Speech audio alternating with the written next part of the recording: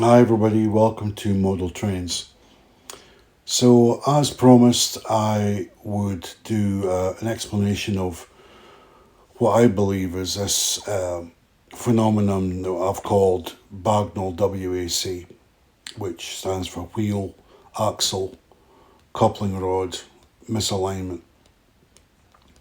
And I've named it after Bagnall because that's the locomotive where I made this kind of discovery, if you will. Now, my plan is to actually try and recreate the repair that I did, which was off camera, and I dug out quite a number of old photos, and the they didn't have the exact same fault, let's say.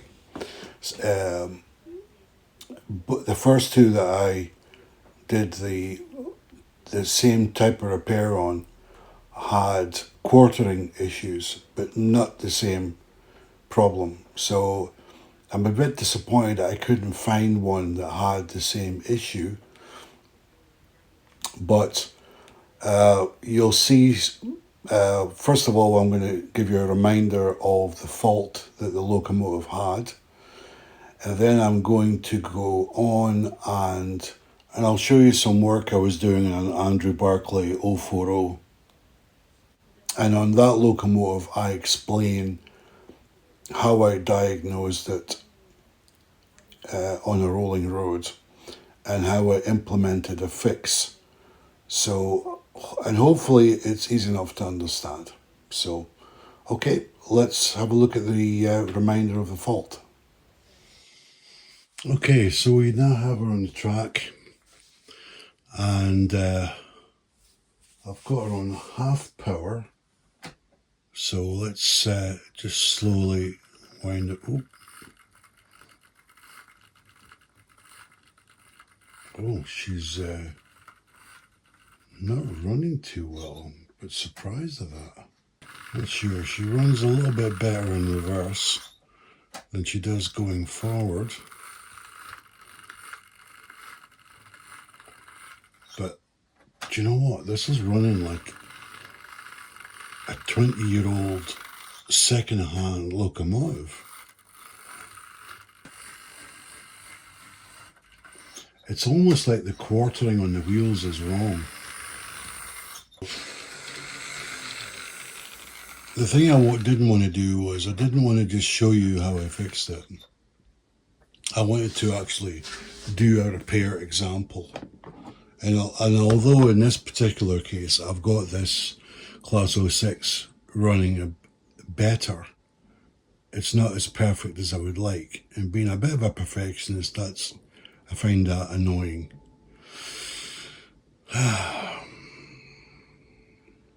This is something I'm going to work on in my spare time. It certainly grabbed a hold of me, this whole thing about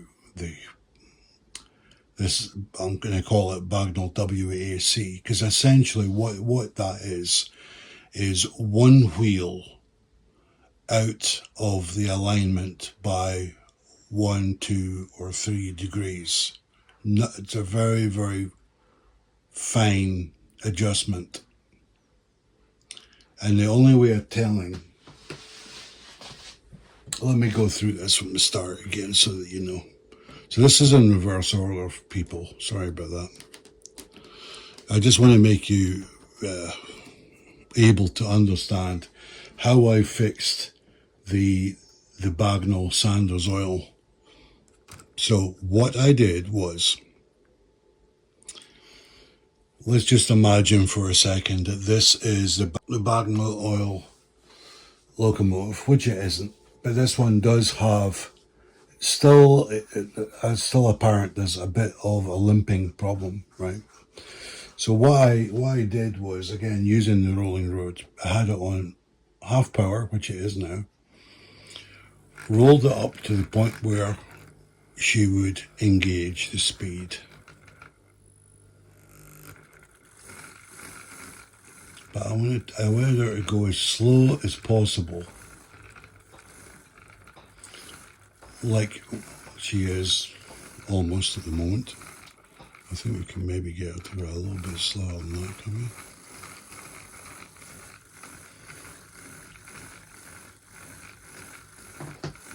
This is the beauty of the rolling road. You can fine-tune things right in front of you. Okay, this is about the slowest pace you can go. Now, the Bagnall Saunders oil was a lot worse than this with its limping problem.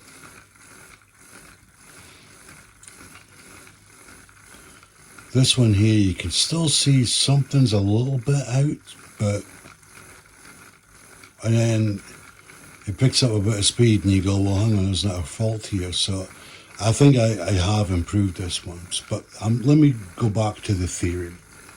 So the theory is that you slow it to the point of the greatest resistance in the coupling rod, which appears to be at around the 6 o'clock position as we look at the locomotive.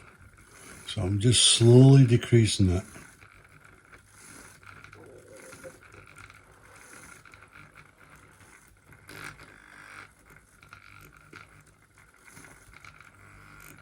Yeah, it's between the 5 and the 6.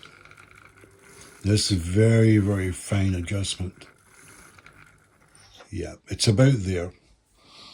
And I would say that's as near as 6 o'clock position on the cranks.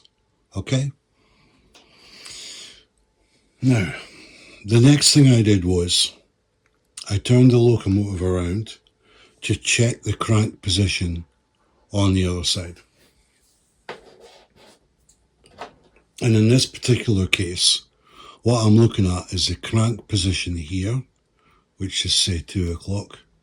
And this one is 2 o'clock, but this is almost repaired. It's just still slightly out, and I think there's other factors at play here.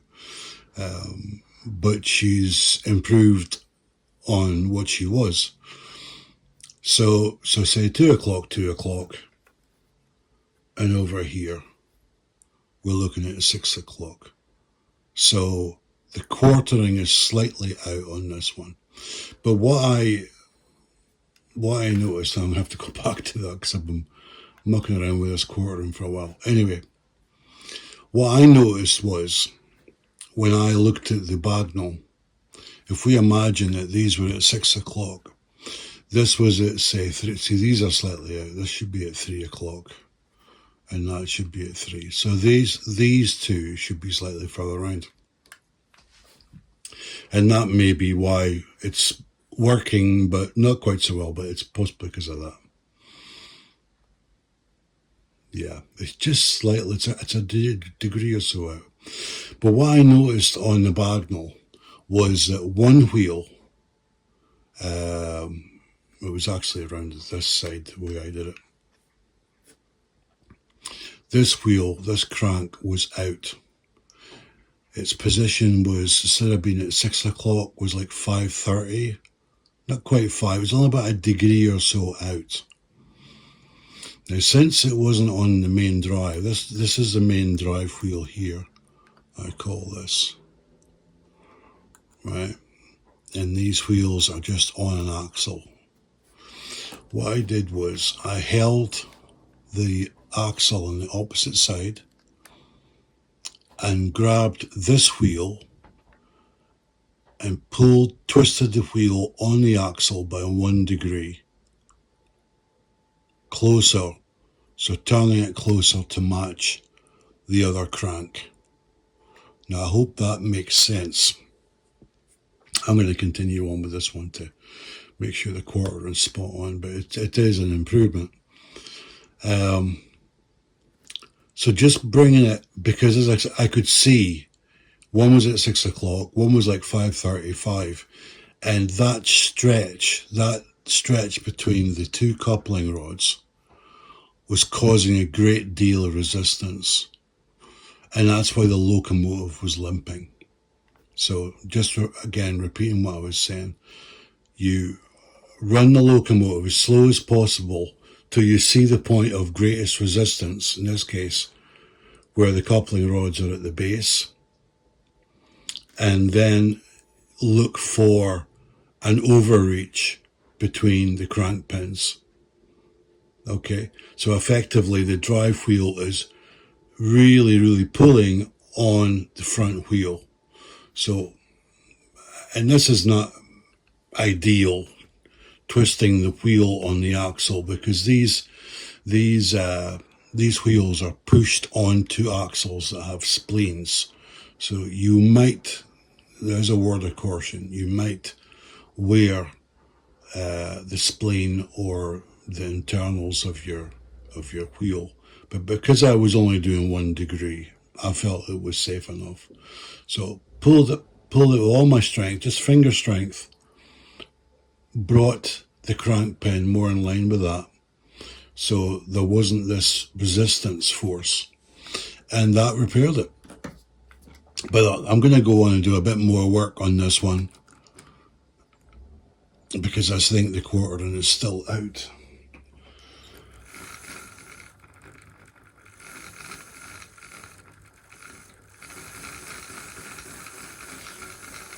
But anyway,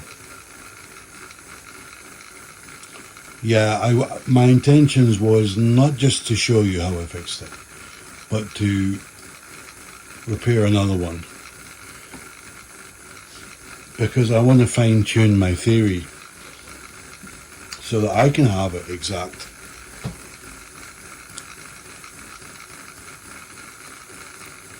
I have improved the running qualities of this Class 06. But like, as I say, it needs a bit more work, and I think I'll close the quartering distance. I don't think it's not right at this moment in time. Anyway, I hope I've explained the Bagnall W.A.C. Again, in short, it's not a complete quartering issue. It's when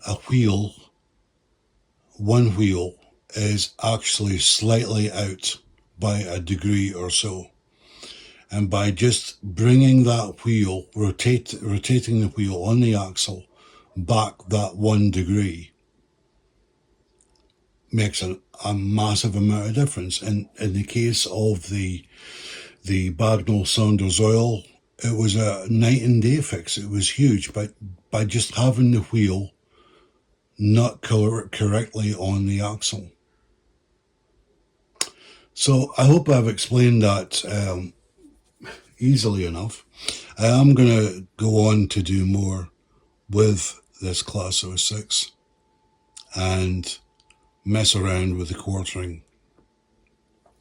By the way I remove my wheels, I'd like to show you this here. I didn't remove the wheels on the Bagnall Saunders oil, but I am on this particular one. What I use is long nose pliers, and using the backs of the pliers, open the pliers, and that'll effectively push off the wheels, right? And the same with this one here. And when you place them back on, finger strength in this particular example to actually bring them in. And I just use the electronic digital caliper to get the correct gauge, which is, you're looking at around 14.4. That's what you're trying to get to. If I just bring this up. Yeah. 14.3 would be acceptable.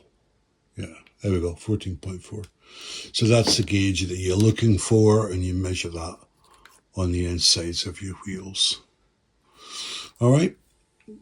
So thank you for watching. I'm going to wrap up here and continue doing quartering stuff on this Class 06. But I wanted to get that out there, that how I fixed the Bagnall Sanders oil. And yeah, I'm going to continue working with this. I think this one now, the cranks are actually aligned, but the quartering's out from one side to the other. So that's what I'm working on this one now, to get this working absolutely perfectly. But anyway, I hope I explained it well enough. If you've got any questions, feel free to drop me a message. Thanks for watching. I'll see you next time.